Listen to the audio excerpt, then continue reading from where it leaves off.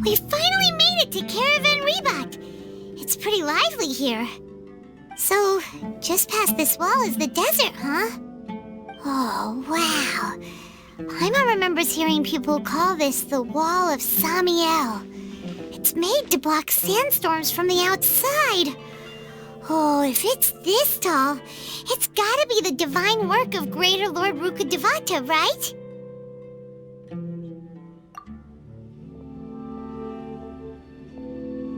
Enough gawking. Come on, follow me. Huh? Over here.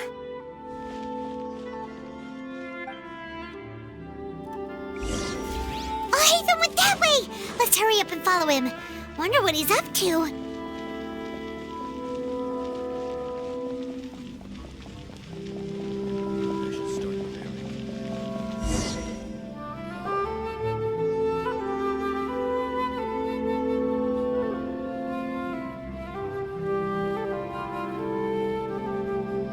What the? Where did she go? How did we lose them? They were just here a second ago.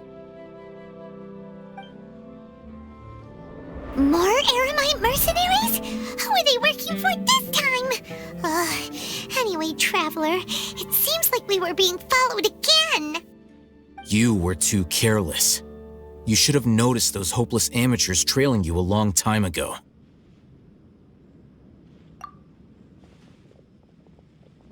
There's no need to thank me. I've never cared to keep track of personal favors. All I did was correct a mistake I happened to come across. It's a habit I developed at the academia. You really gave Paimon a scare, Alhaitham. We never thought we'd run into you here. Last time we met at Port Ormos, didn't you say you were going back to the academia? Wait, don't tell Paimon that you're here to take us back on their orders. Oh, so you've already landed yourselves on the academia's hit list. I can't say that I didn't expect it. However, had I wished to turn you over to the academia, don't you think you'd already be the Eremites' honored guests by now? Oh, right. You do have a point. I have no interest in running errands for that project. As a scholar, I've always belonged to the camp that promotes researcher autonomy. And these days, you're more fascinating than anything the sages can offer. Not quite. To tell you the truth, I'm still investigating the Divine Knowledge Capsule. Unfortunately, I've run into some difficulties. Everyone says the capsule originated in the desert and was eventually moved to Port Ormos. If I am to get to the bottom of this, I must understand how the capsule first came to be. Which brings me back to you and why you're so interesting. The leader of Ainul Ahmar used the Divine Knowledge Capsule right in front of you, and upon seeing him, your expression became perplexed, and you were lost in thought for quite some time. To have that kind of reaction, I think you must have realized something. Are you interested at all in sharing what you've been hiding from me?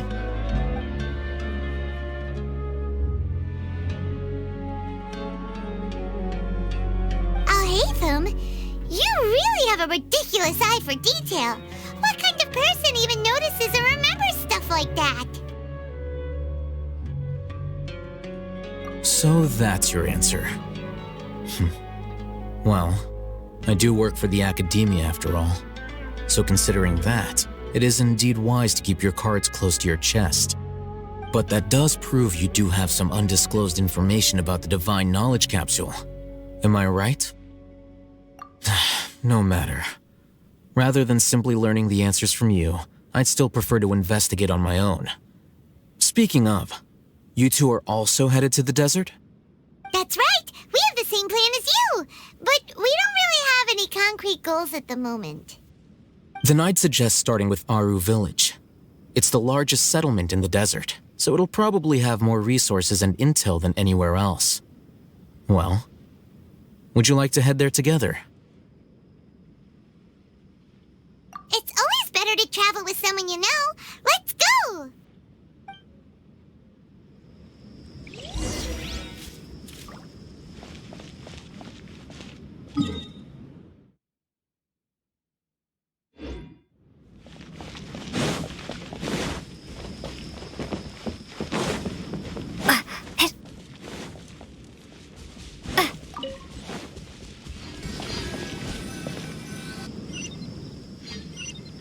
Before us lies Aru Village, the safe haven of the desert folk.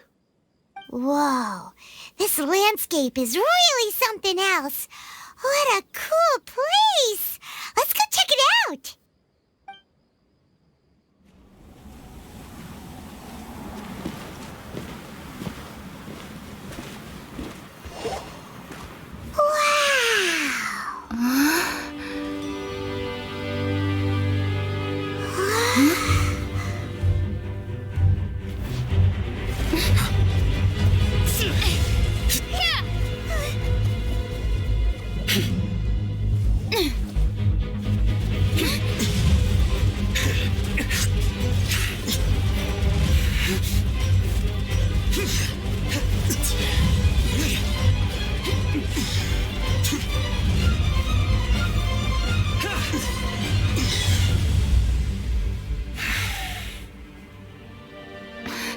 Sign.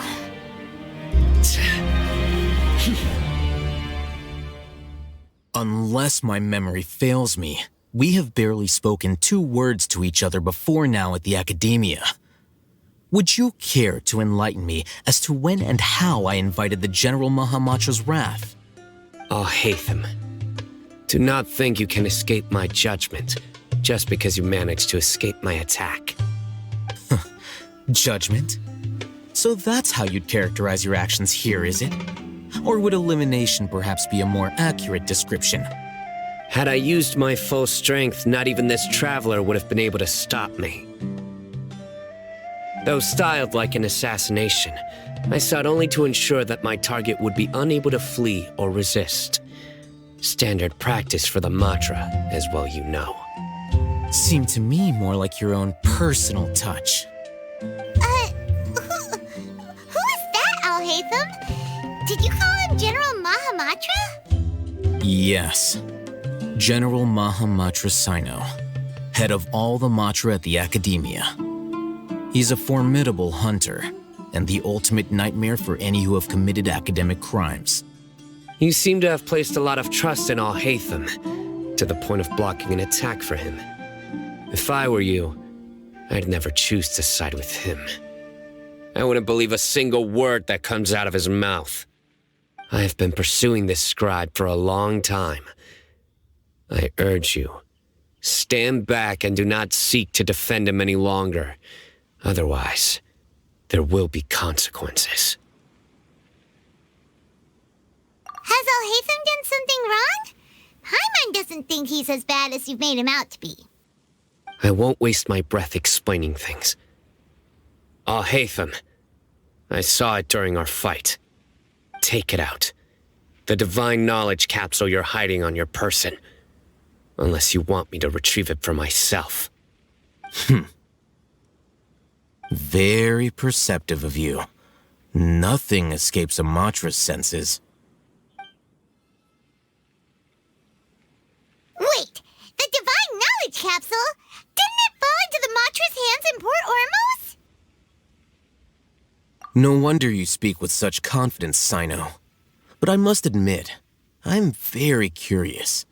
What does this capsule mean to you? And why, as General Mahamatra of the Academia, are you all alone in the desert? As far as I'm aware, the other Matra have been speculating about your disappearance. Have you been given a mission that's, let's say, morally dubious? If I was the real target of your mission, what was stopping you from simply using your authority and resources to judge me within the walls of the Academia?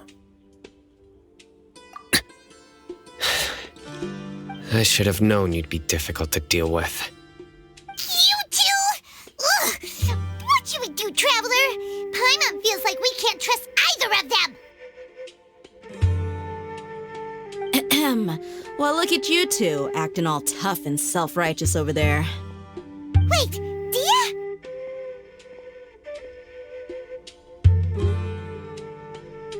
Great! Finally, someone that we can trust! You gotta help us out here, otherwise these two are gonna start fighting again! Yeah, sure looks that way. 2 giants from the Academia duking it out once and for all. Not something you get to see every day, that's for sure. Listen, I know you academic types love to fill up your big brains with self-righteous morality and lord your empty rules and virtues over each other. But how dare you bring your petty disputes into the safe haven of Aru Village? It seems like someone's gonna have to beat some sense into your thick skulls until you finally learn to respect these grounds.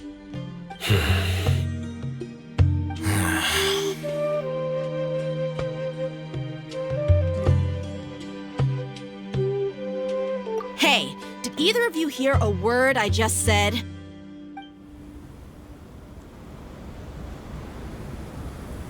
Whoa, what's going on? The wind's so strong. Is this a sandstorm? Paimon's gonna get blown away. Another sandstorm? What's up with these recently? Hey! All of you, over here, quickly! We have to take cover! Someone's calling for us. Oh, this wind is too strong. Let's get over there. That sounded like Candace. Come on, you two. Jeez, are all of you academia folks such hard work? Move it! All right, stop yelling.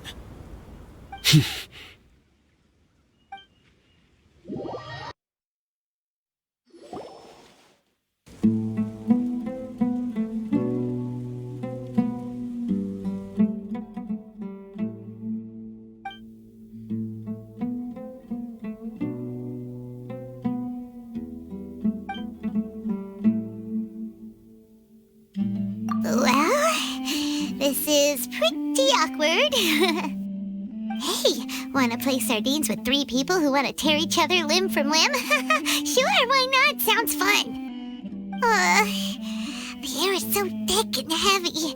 Paimon can hardly keep floating anymore. My sincere apologies, everyone. This is the home of our village chief. I will have to ask you to make do with this small room until the sandstorm dies down. Please, let me introduce myself. I am Candace, protector of Aru Village. Our savior has come at last! Nice to meet you, Candace. The name's Paimon. Thank you so much for helping us. There's no need to thank me. It's only right to help each other when the weather gets rough. Wow, she's so gentle and caring, like a nice older sister. Unlike those guys over there. All right, now that we're all better acquainted, we should return to the topic at hand. As a guardian charged with the responsibility to protect my fellow villagers from harm, I was observing your conflict from afar, even before the sandstorm started. And now that you have set foot within our village itself, it is all the more my responsibility to make absolutely sure that you pose no threat whatsoever to us. So please, have an honest and sincere conversation with one another and put your hostile feelings to rest. If anyone dares to start anything again while they are under this roof, I will not hesitate to send them out for some quality time with the creatures of the sandstorm. Oh, on second thought, Paimon may have misjudged Candace's character. And that goes for you too, Miss Dia. Do I make myself clear? All right, we got it, Candace. That's what I like to hear. So, which of you will begin? I was supposed to be a mediator, but I might have gotten a little too involved just now. Anyway, one of those two should probably start talking. Wait, that was you trying to be a mediator? I have nothing to hide, so there's no shame in explaining myself. While Al-Haytham wasn't wrong about the other Matra not knowing my whereabouts, it's not because I've been assigned a morally dubious mission. Rather, I've chosen to exile myself. Huh? Exile yourself? A little while ago, I discovered that there was data missing in the Academia's project planning and development files. What little they did report clearly did not match the project's actual progress. As General Mahamatra, I had the responsibility and authority to request an audit. However, to my surprise, the person responsible for the erroneous data was none other than Grand Sage Azar himself. I tried to investigate the issue myself before submitting a formal audit request, but I soon found that all leads and potential pieces of incriminating evidence were carefully concealed from me. I began to realize that they were cautious of me from the very beginning. Unsurprisingly, the Grand Sage rejected my audit request as soon as the submission reached his desk. He even said to me, "The power of the General Mahamatra is granted by the sages. You have no right to judge us." So they really are up to no good. I realized then that to the Grand Sage, the Matra are nothing more than tools for the sages to assert and maintain their control over knowledge.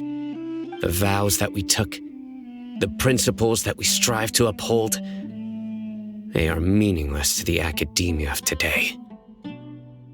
I believed it would be wise to flee the academia before the sages had a chance to take action against me.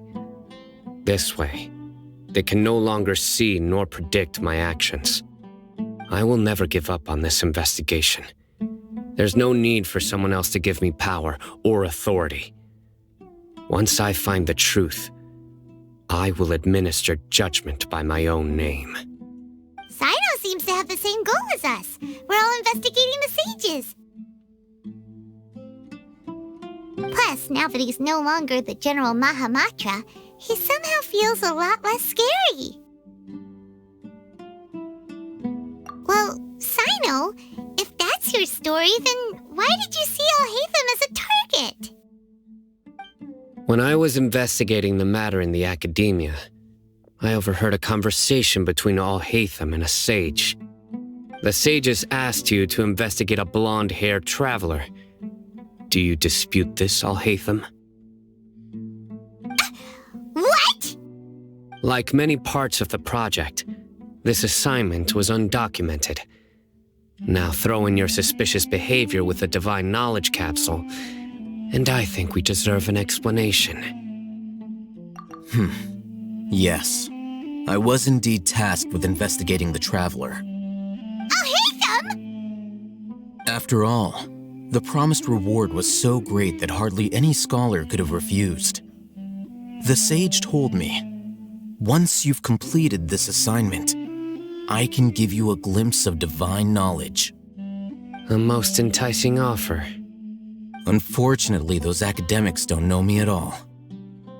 Their words contained one key piece of information, namely that divine knowledge indeed exists. That gave me all I needed to know. From my perspective, the sages are far from trustworthy. Think about it. Isn't it a little strange they're so willing to share divine knowledge with anyone, even as a reward? So, I began my own investigation following the lead of the Divine Knowledge Capsule. In the end, I realized my wisdom in committing to this rather than collaborating with the sages. Had I been less guarded, I probably would have ended up like that Ain al-Ahmar mercenary, incapable of remaining sane for long enough to hold a conversation. You mean that the sages originally planned to dispose of you, using one of those capsules that drive people insane? I'd already given up on the assignment by then. I only told the academia I was waiting in Port Ormos for you to appear so they wouldn't suspect anything. So it came as quite a surprise when I encountered my erstwhile target while investigating the Divine Knowledge Capsule. Criminals do love to talk about coincidences.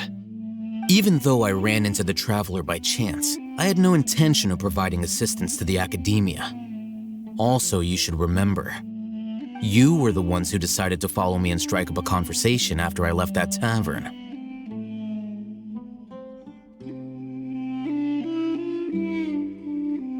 That's true. Alhaitham helped us out at Caravan Rebat as well. Maybe he's telling the truth.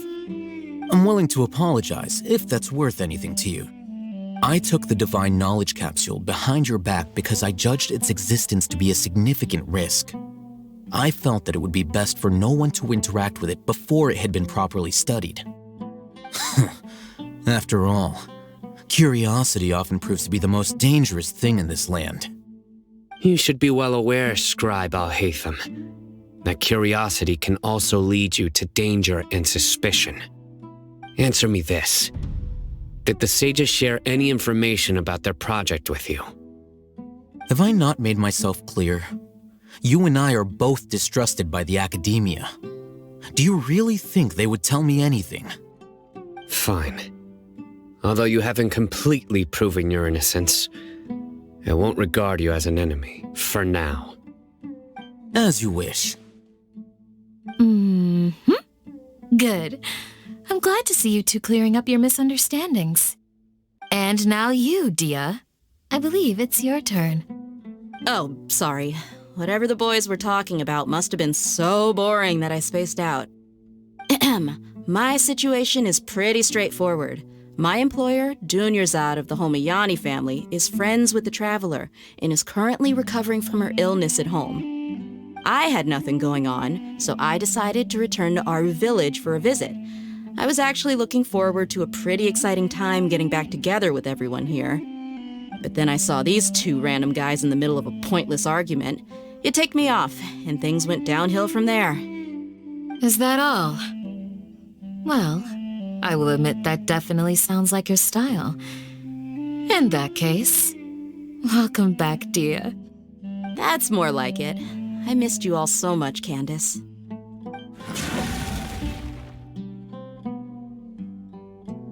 Whoa! What was that sound?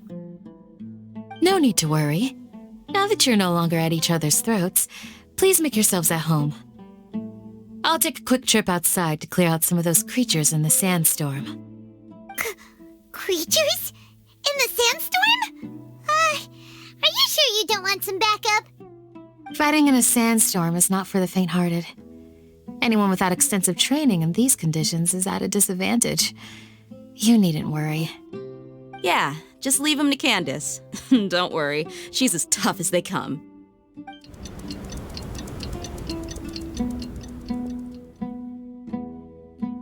The wind's died down. That means the sandstorm's over, right? Candace still isn't back yet, though. Is she alright? Maybe we should go out and check on her. When you put it that way, even I'm starting to feel a little worried. All right, let's go. We've been here long enough, and the boys are as chatty as the floor.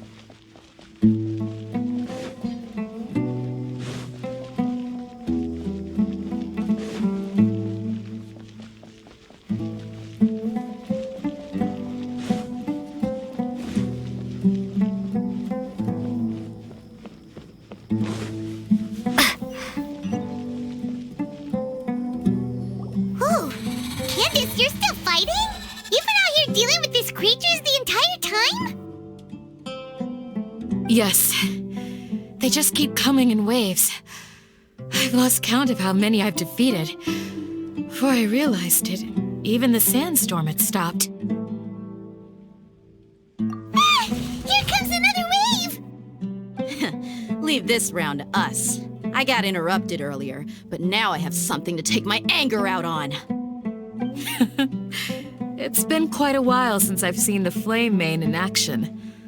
I'll leave these to you then. I'll be sure to put on a good show. Let's go! Germinate! Propagate! Brace yourselves. Think you can get away? The creatures stopped appearing. Was that the last of them? What we fought just now was probably the aftermath of the sandstorm. So we should be safe for the time being. Well fought, everyone. No injuries, I hope. Huh? Who are you? My apologies. I haven't had a chance to greet you yet. I had my hands full taking care of the village's elderly and children. I am the chief of Aru Village. Everyone usually calls me Uncle Anpu. Sir, I am also originally from the desert, but I have not been back for some time now. May I ask if such sandstorms are common? I can't say they've always been common, but recently the storms have become increasingly severe and frequent. Besides sandstorms, we also occasionally get earthquakes. According to an investigator who stayed in the village a while ago, these unusual natural phenomena are related to the withering of Irminsul. Another effect of Irminsul's withering. So, Irminsul's withering causes withering zones in the forest, and sandstorms and earthquakes here in the desert? Everything in the natural world is inextricably connected to Irminsul. These regional symptoms can indeed be a reflection of Irminsul's present state. Everyone in Aru Village needs to take good care of themselves. Speaking of which, why haven't I seen a single village keeper since I got here? Village keeper? Who are they? Village guards like Candace?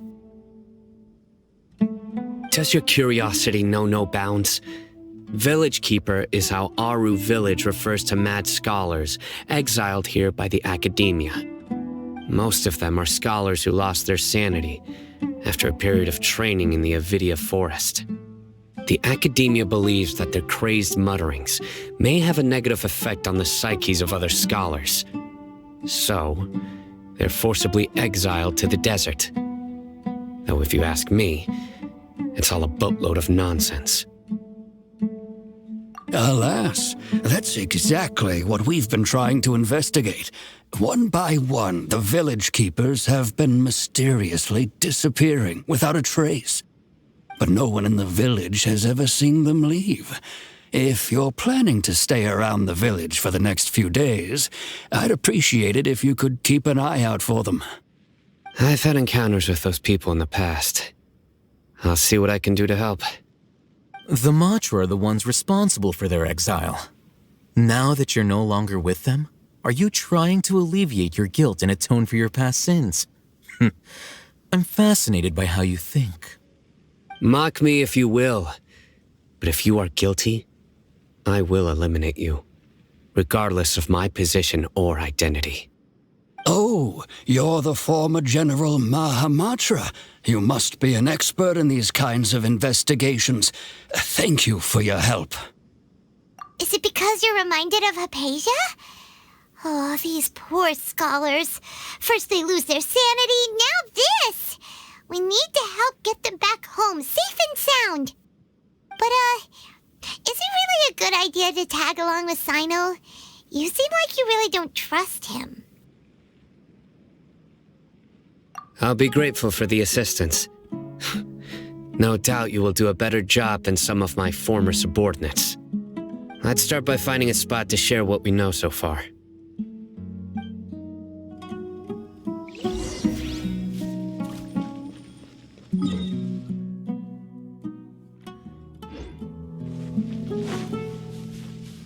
We're way behind schedule.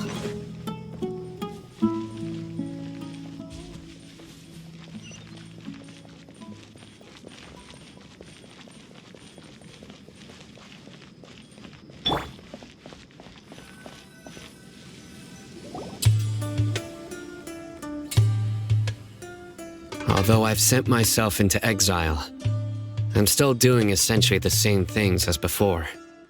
Do you still have any questions for me before we start our investigation? One of my former subordinates told me that this title has its origins in a strange incident. The academia has long exiled mad scholars to Aru Village.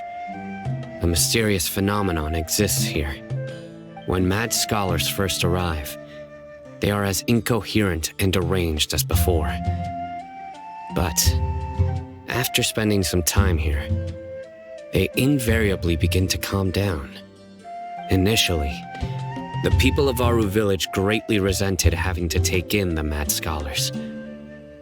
But a strange incident one night changed that. Aru village was struck by the strongest earthquake in living memory. Seeing buildings on the verge of collapse all around him, the then chief of the village was preparing to take everyone to safety. Suddenly, he noticed a mad scholar crouching in a corner, caressing the ground with his hands. A soft, green light radiated from him, like a divine glow against the backdrop of night.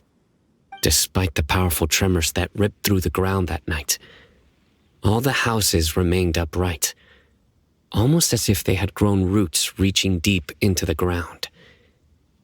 In the end, not a single building collapsed, and no one was hurt. After that, the people of Aru village treated the mad scholars with greater kindness, and began to refer to them as the village keepers. A soft green light? A mad scholar protecting Aru village? What do you make of it, traveler? Paimon thinks so too. Actually, Sino, do you know if any of the mad scholars continued to wear their Akasha terminals at Aru village? In theory, they would continue wearing them so the academia could still monitor their activities. With that said, the main Akasha system would no longer have any interaction with them. Oh, no wonder! Everything makes sense then! Add in the fact that they calmed down, it was probably Nahida who calmed them. If you are able to draw a conclusion from this one story alone, then it appears you possess much more information than I do. So, what do you make of the story? Really? Lesser Lord Kusanali. What? You don't believe us? Lesser Lord Kusanali was definitely using the Akasha to give her power to the mad scholars. No, it's not so much that I don't believe you. I'm just struck by your reasoning. Lesser Lord Kusanali, the current Dendro Archon, is she really active in Sumeru? The academia has always placed far greater importance on the late Greater Lord Rukkhadevata. They've more or less ignored Lesser Lord Kusanali, and I've never had any reason to doubt their views. In addition, I've never heard any stories about Lesser Lord Kusanali and her deeds. To me, she might as well have been a god that never existed. No way! Nahida definitely exists! She's a... how should Paimon put it? She's a good Archon who's kind and wise, even if she says weird stuff sometimes. I've spent many years interrogating criminals, so I can easily tell when someone is lying. Good! Then you should know that we're telling the truth! That look in your eyes. I've never seen that from a liar. You two really must have met Lesser Lord Kusanali. How can this be? To think, our Archon has been amongst us this entire time. Alright, now it's our turn to put our skills to good use for this investigation. But easier said than done, especially since we don't have any leads. Maybe we can start by knocking on some doors. Excuse me, are you here to help me find my grandpa? Huh? Who are you? By the sounds of it, a resident of this village. My name is Isak. You'll help me find my grandpa, right? Is your grandpa a mad scholar? Hey, don't say that. Grandpa is just Grandpa. Why do you have to call him that? It's not like he's a bad person or anything. The person you're referring to is not a local, yet you are. Why do you call him Grandpa? Grandpa is just Grandpa. He's my family. I heard everything you said to the village chief. Please, you gotta take me with you. I want to find my grandpa. I swear I'll help. I won't be a nuisance. Ah, so you're the one who was eavesdropping on us around the village chief's house. I was planning to go out and take care of whoever it was, but I had a vague feeling that they didn't harbor any ill intent. Whoa. Hatham wasn't kidding about Matra having sharp senses. Sino, he's just a kid. All he wants is to find his grandpa. Let's find a way to help him. Sorry. I was only listening in because I wanted to know where Grandpa went. Honest. If you don't believe me, you can ask Miss Candace. All right. But first, let's confirm the facts with Candace.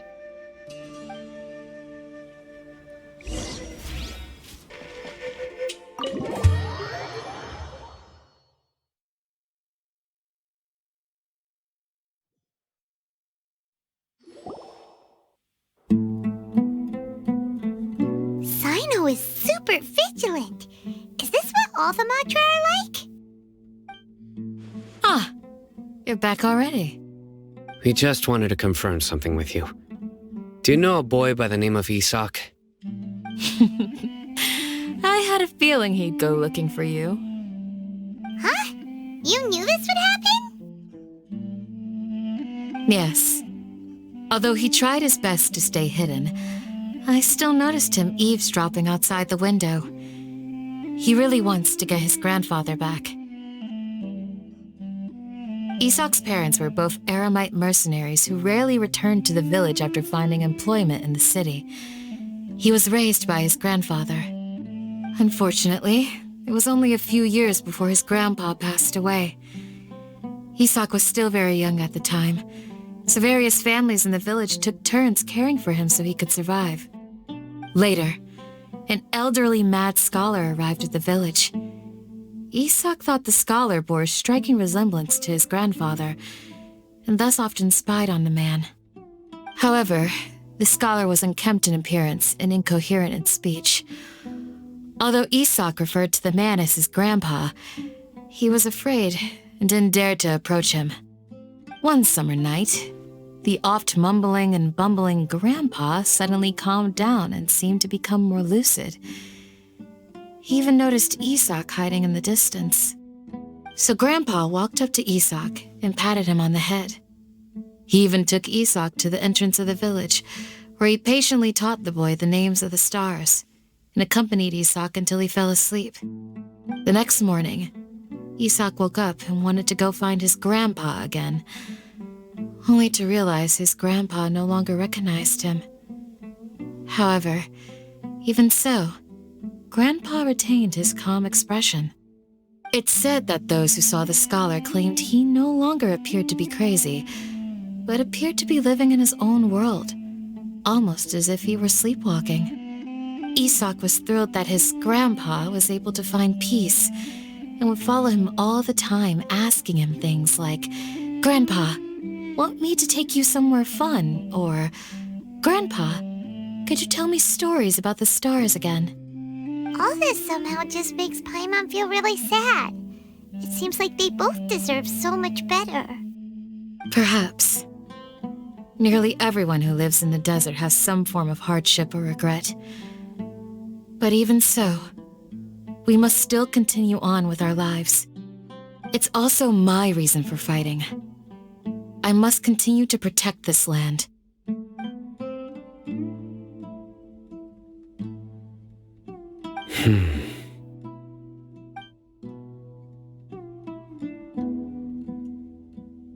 Maybe the people have always had a considerate god watching over them.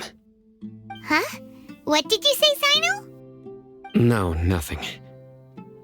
As long as Isak keeps his word and doesn't get in our way, we can take him along. Perhaps you are more compassionate than I gave you credit for. Please accept my thanks on Isak's behalf, Sino. Hey, Isak! Oh, it's you guys! We've cleared everything up. Let's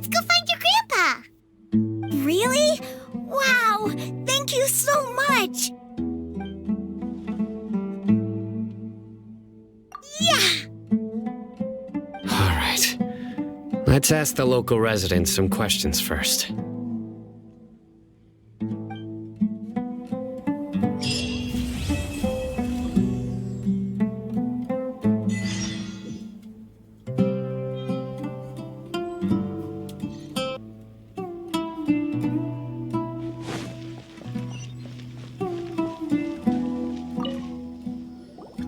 Excuse me, did you happen to see where the missing scholars went?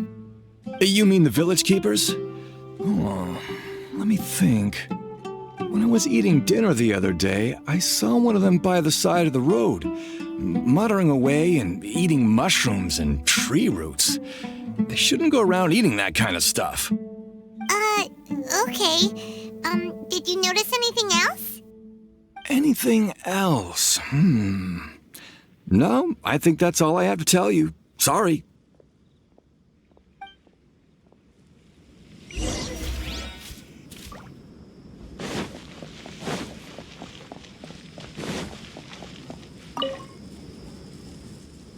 The scholars that have gone missing. Have you seen them? Those eyes. Those fierce eyes. You look like a real fighter.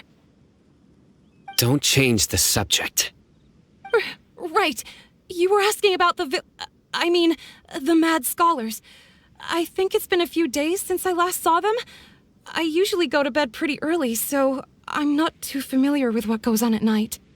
But honestly, I feel quite sympathetic towards them. Even though they act a little strange, they've helped me in the past. If it weren't for them, my house would have collapsed long ago. Do you also think Grandpa and the others are good people? Grandpa? Oh, hello there. It's little Isak. You mean that nice man who looks like your grandpa's long-lost twin, right? He was actually the one who protected my house. I saw it with my own eyes. He happened to be staying near my house that day and was doing something with his hands on the ground. It still feels pretty surreal now that I think back on it. Did someone teach them how to do that? Well, whatever the case, I'll always be thankful to him and whoever taught him to look out for others. I'm pretty sure that if I ever went mad, I wouldn't be able to do anything like that. Gotcha. Thank you.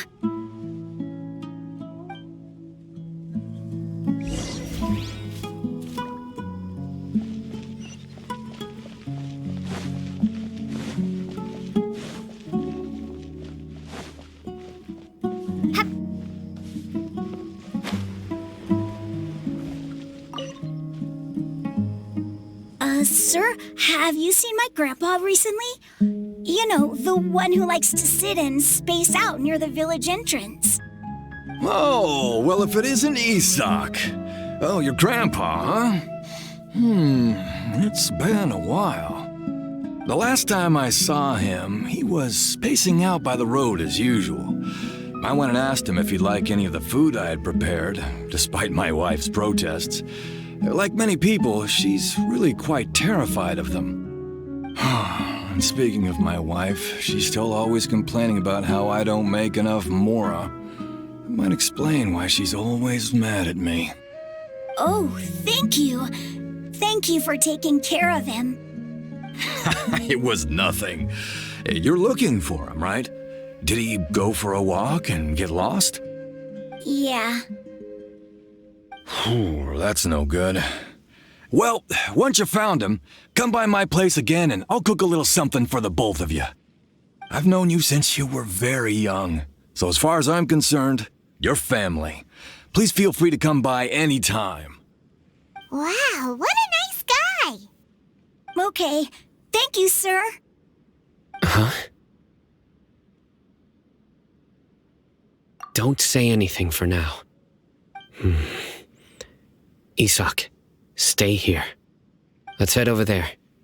Stay quiet as you move.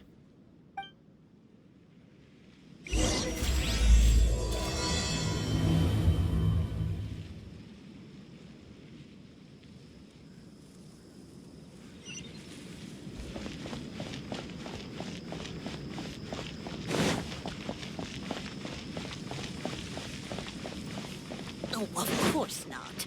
It's all a bunch of nonsense. Listen, See if you can make out what they're saying. Have you heard? The mighty Scarlet King, the sovereign of our faith, will soon return to this world. Yes, of course I have. The Scarlet King is the one and only true ruler of this land. I've never believed in any other gods. Still, you say he's coming back, but it sure doesn't feel like life's about to change around here anytime soon. What's your proof? Haven't you noticed? The village has been getting more deranged scholars than ever. Delavar was saying that many people also went insane just before the fall of the Scarlet King's civilization in ancient times. We don't quite know why, but it seems like there's some sort of connection between insanity and the Scarlet King. Isn't it a sign of the Scarlet King's power that all the mad scholars have disappeared? If you ask me, they must have been chosen as the final sacrifice for the Scarlet King's resurrection. Huh. Now that you say it, that does make some sense. Does this mean our lives are finally going to take a turn for the better? Exactly. Those city folks will get what's coming to them. Now, repeat everything you've just said from the very beginning. Huh? Who are you? Where did you come from? My patience is running thin. You heard what I asked.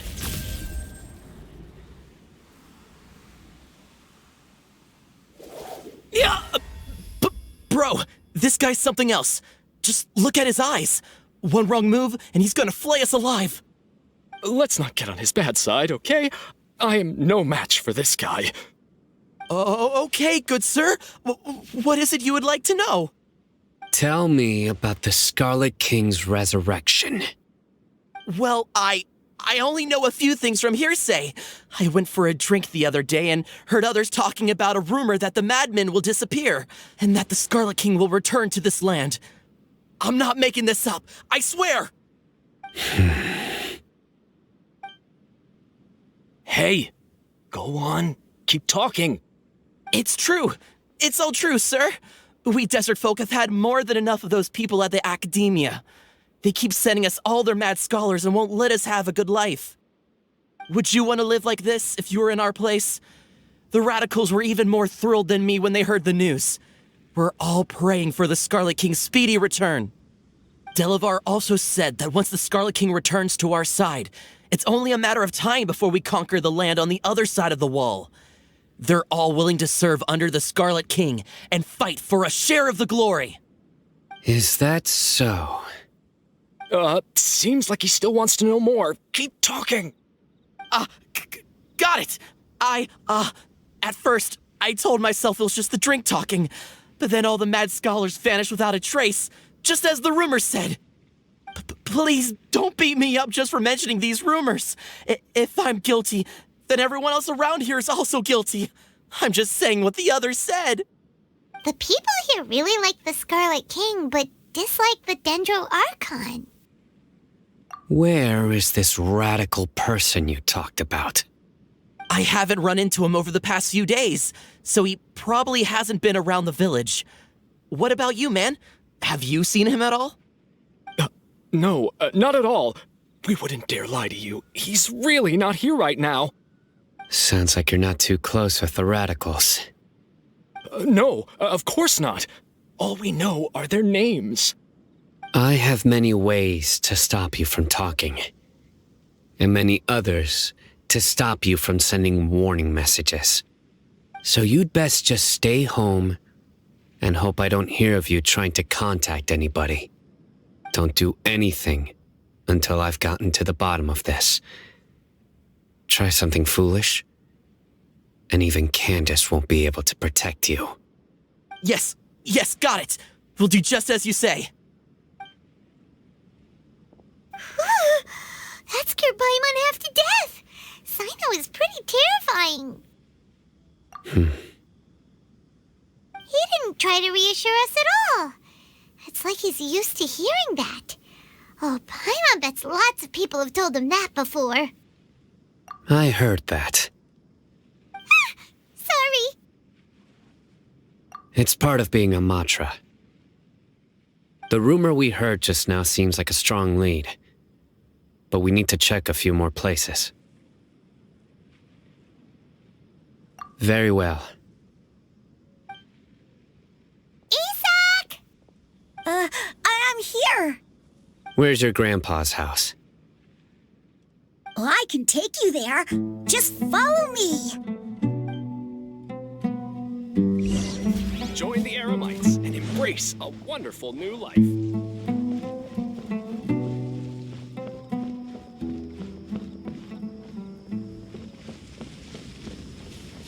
Grandpa, he likes to be alone. Sometimes he stares at the sky in a daze, and other times he just pokes at the ground with his fingers. Every now and then, he yells out at the top of his lungs, so a lot of people are really scared of him. But he's a good person, really. I know he is. I swear, he's just like my real grandpa.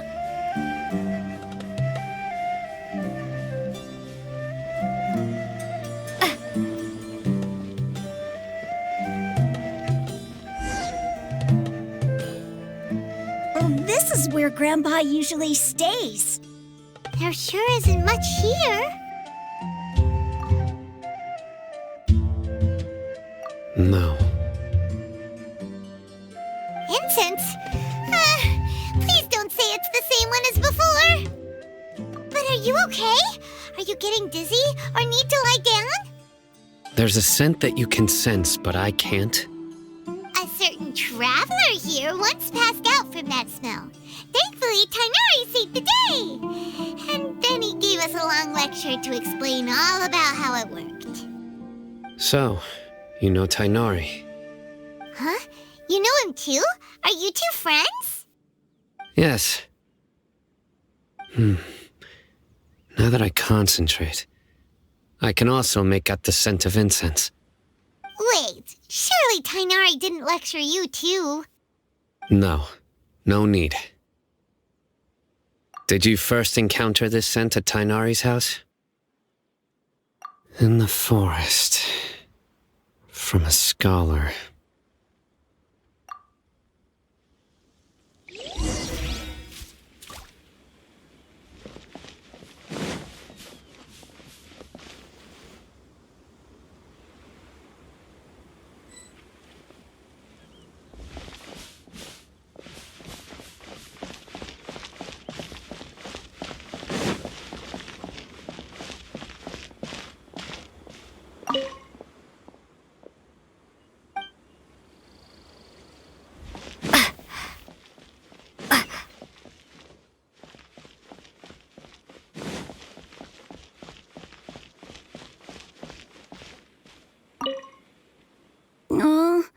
Where did Grandpa go? Please come home, Grandpa. What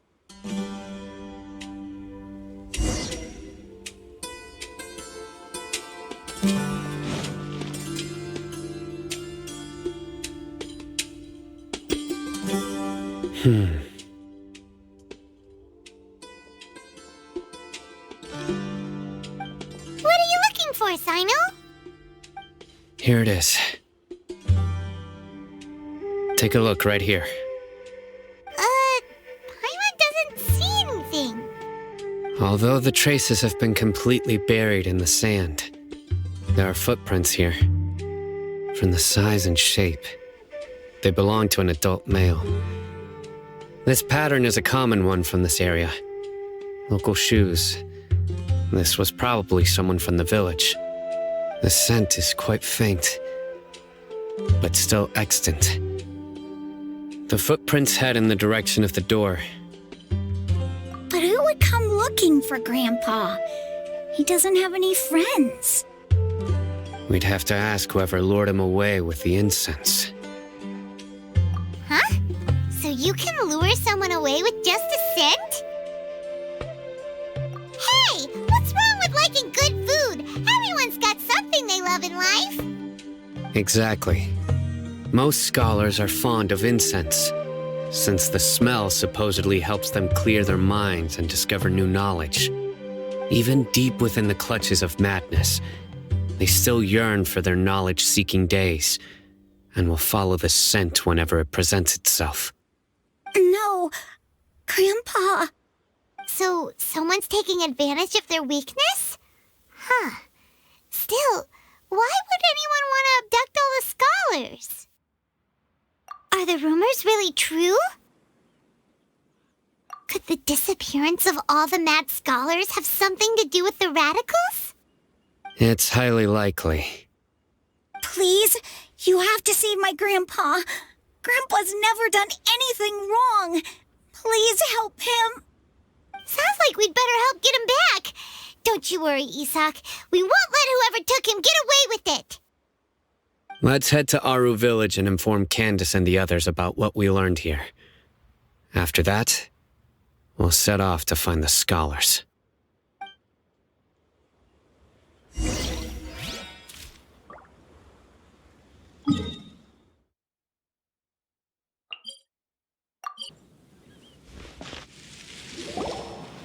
Right. The darker fabric definitely looks a lot better. That'd be my choice, too. We're back, Candace! We've got a lot to tell you. Ah, welcome back. Sounds like everyone's friends already. Oh, Dia's here too! You bet. So, everything goes smoothly? Reasonably. Alhaitham didn't go with you? We haven't seen him at all. Huh. I saw him around the village entrance earlier and figured he was investigating with you. I guess he must have gone off on his own. Did you find out anything useful?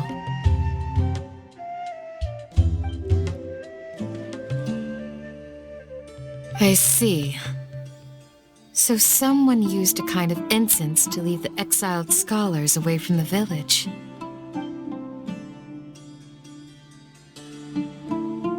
The resurrection of the Scarlet King? First I've heard of it. Far as I know, the kind of incense you just mentioned is only popular beyond the wall. Scholars are fond of it, but as you can see, there aren't many scholars still studying around these parts.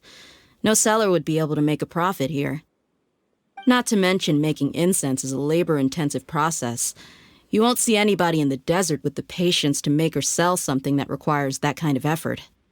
It seems someone from beyond the wall must have been supporting this. Makes sense. So what should we do then? Do we go back to the academia and search for leads there? If it was any other day, that would be your next logical step. But today, you've got me on your team, so you get an extra tip. Didn't you say that the villager got his news from the tavern? Well, I also like to drink at the tavern, so I know a thing or two about these radicals he mentioned. If Paimon remembers correctly, the leader of the radicals is some guy called Delavar. Ah, yeah. Delavar, the scar-riddled bandit, Engur, the wide-eyed butcher, and Jabari, the duck-tailed bearded crook. The whole lot of them are known around these parts.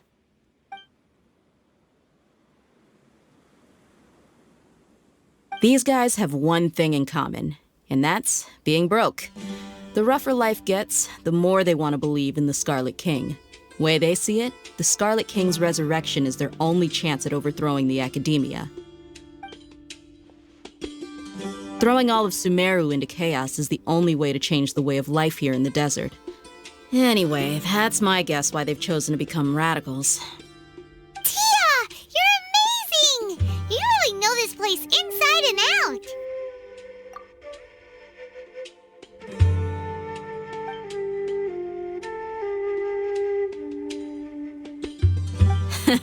No merc can afford to slack off on gathering intelligence. Every mora I've spent in the tavern has been a valuable investment. Let's head out. Now hold on, you're staying right here, Sino. Why? Aru Village is not a big place. Outsiders stand out here like a sore thumb. I'd bet word about you has already gotten out. The desert is unforgiving, so the way of life here is also a lot tougher than on the outside of the wall. You survive on making connections out here. Compared to you, mercs like me are just third-rate amateurs. I've got no actual fighting skills to speak of. But that also makes it a whole lot easier for me to gain the locals' trust.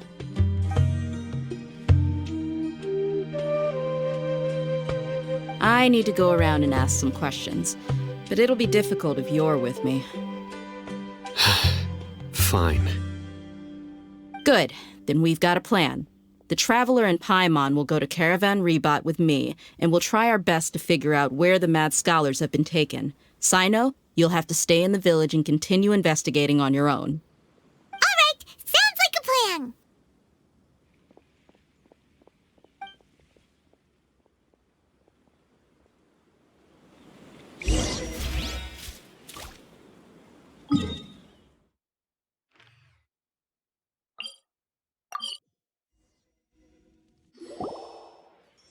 Well, here we are again. Sounds like you're starting to get familiar with the area. Paimon's amazed every time we see the wall of Samiel. How can a wall this tall even exist? It's almost unreal. I know what you mean. I had the same question every time I walked this way when I was a kid. Also, why is this high wall here? And can a wall really block sandstorms? It was only after I grew up that I realized the wall of Samiel isn't just there to keep out the sandstorms. It serves a more important purpose, keeping out people like us. Sumeru is run by wise and mighty sages. To them, us desert dwellers are nothing but tools that can be used and discarded at their whim. We're cheap labor, like livestock, but easier to control. Nothing more. Even if a child from the desert got the chance to obtain an Akasha terminal, almost all their requests for knowledge would be denied. The academia believes we're underserving. Geniuses like Sataria are one in a million. The other children never get a single chance to try and rewrite their fate, even though the academia knows very well that we're humans, just as they are. That's terrible. I would tear down this wall with my own hands if I could. Hey, Dia. You're not thinking about doing anything scary, are you? No, not at all. This place just gets me thinking, that's all. Besides, we're here to procure information, aren't we? Yep, we gotta catch those... Shh. Caravan Rebot is crawling with people, so be careful what you say. We don't want anyone to find out what we're here for. Our mission started the moment we arrived here. Let's go check out the tavern. Maybe we'll find someone I know.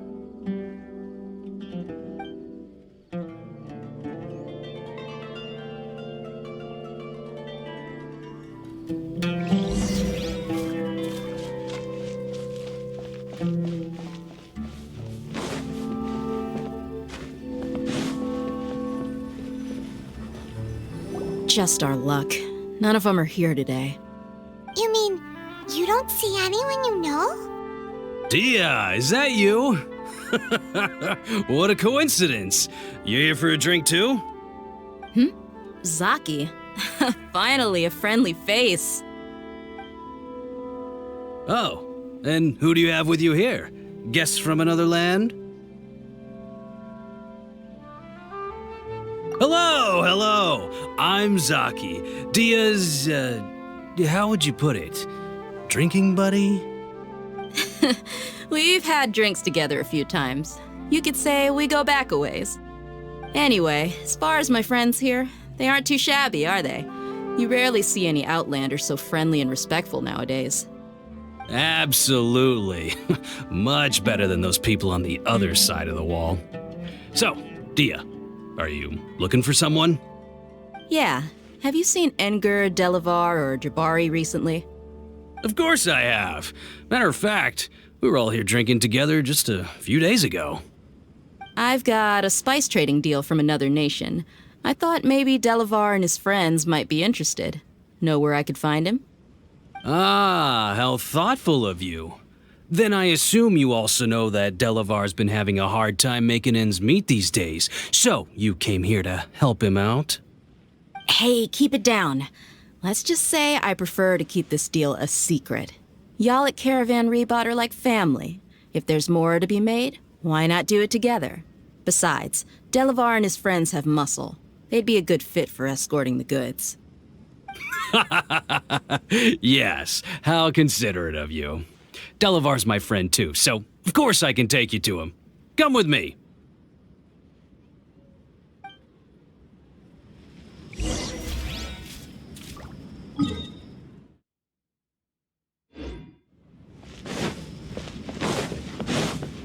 Come on, it's a rare opportunity.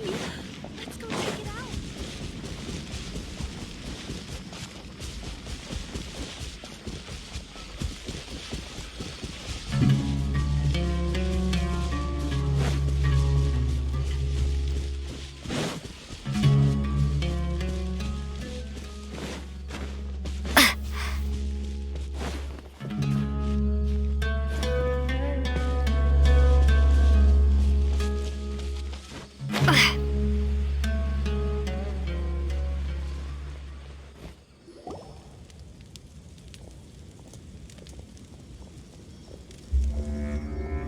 Are we there yet? Yep, this is the place. This place is practically deserted. What are they doing in a place like this?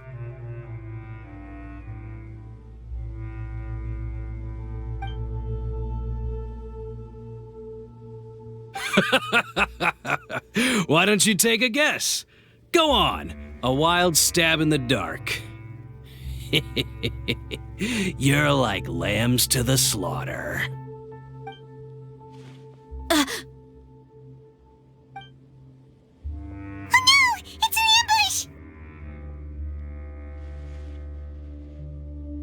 ambush! What's this all about, Zaki? Come on, Dia.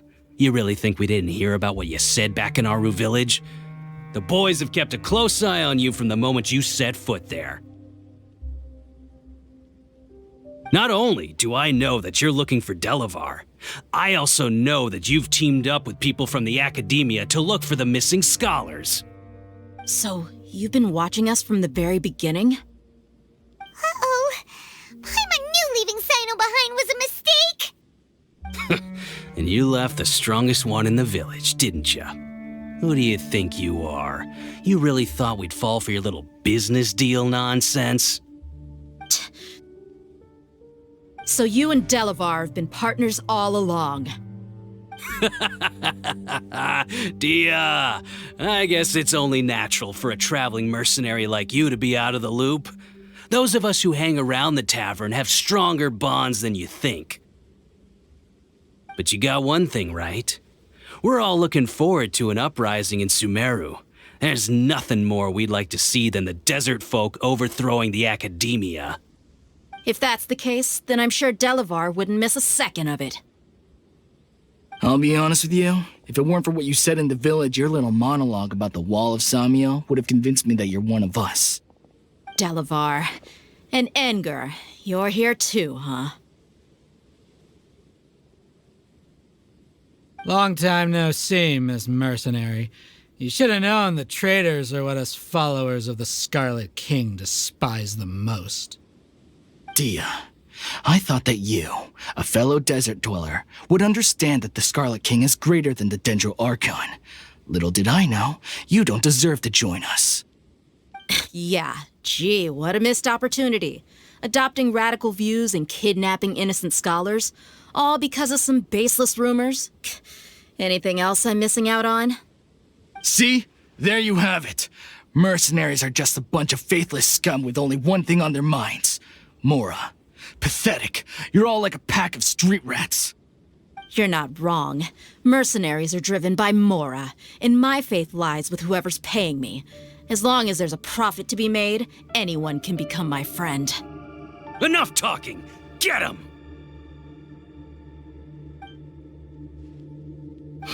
Just as I expected.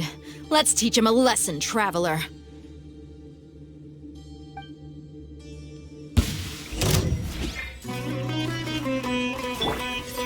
I will have order.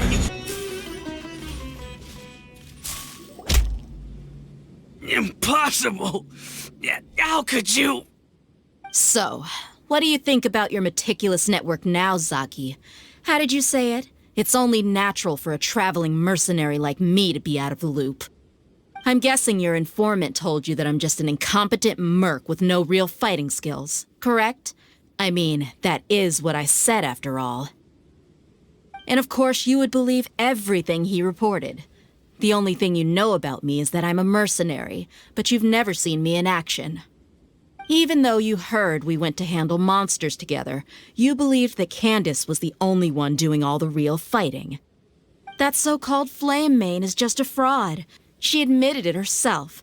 She just uses her connections to gain the trust of others. That's what you thought, right?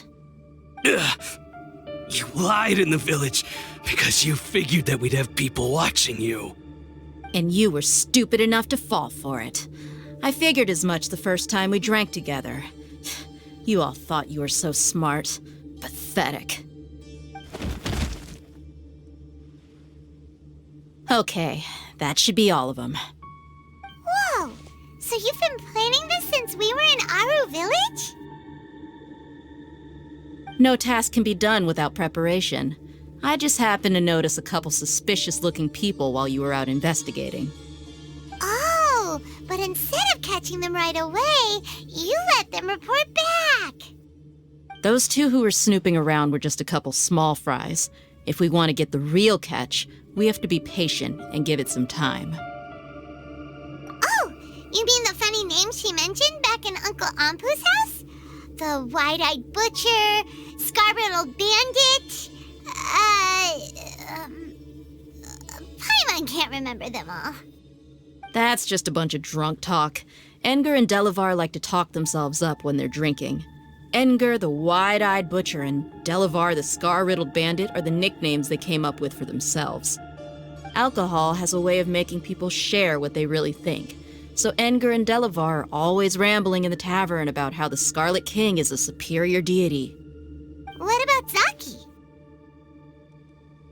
He's just a numbskull who fell right into our trap.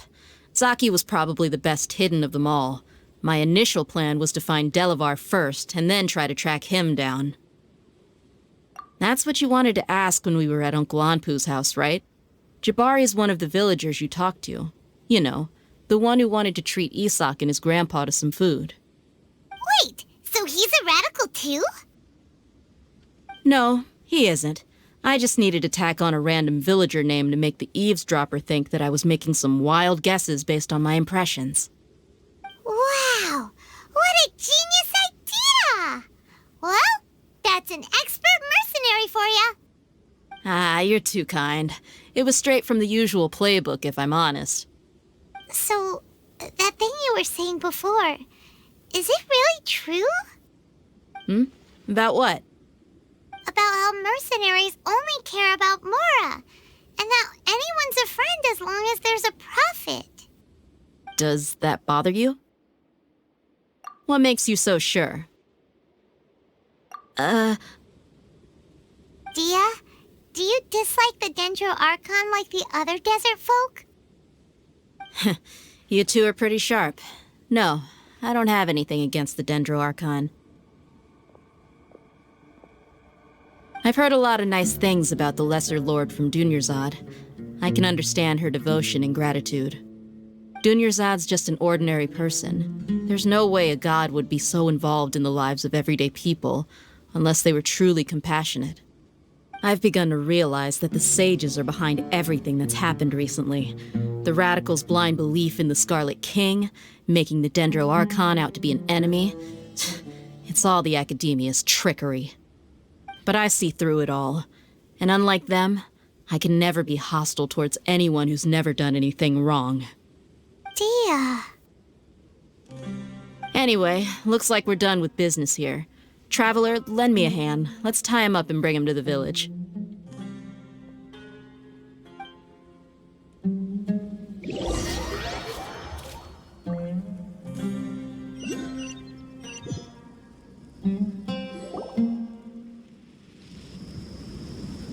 This should be all of them.